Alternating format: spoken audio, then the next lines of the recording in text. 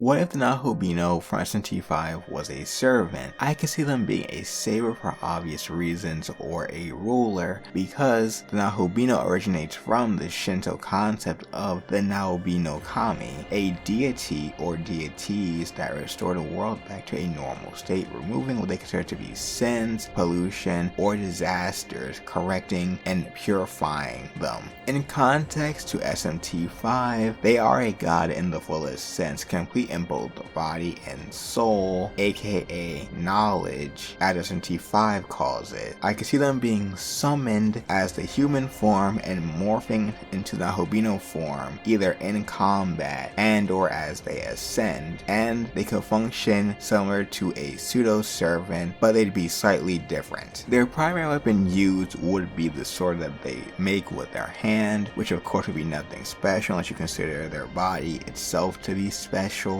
and they would have devastating magical attacks of multiple varieties, making them a huge threat. I could see most of their parameters being more focused on magic, strength, and speed, and having decent stats everywhere else at minimum, with a special trait against divinity, servants, foreigners, oni, and threats against humanity, deeming them harmful to the world's balance. As Susanoo, they would have a quick arch buster deck with the skills Ruinous Thunder, Elastic Calamity, and Divine Arrowfall as their basic attacks, with Murakumo being their extra move. Their noble Phantasm would be the skill Wrath Tempest, a multi-hit buster noble Phantasm that removes all enemies' buffs and pierces all defense. Their skills could consist of ailment removing, adding damage pierce to all allies, and making all damage received, regardless of class advantage, neutral. As command codes, they would have Profane the Land that could poison enemies, Sakanagi for ignoring class advantage when they're attacking, and Miracle Water to recover HP, removing one random status ailment on the servant that it's on. When you reach Bond 10, you acquire the Bond CE, the Throne of Creation, reducing class advantage damage taken and increasing damage output to all when the Nahobino is on the field with this craft essence. To check out my video where I solo Ishtar on the hardest difficulty with Cuckoo Lane.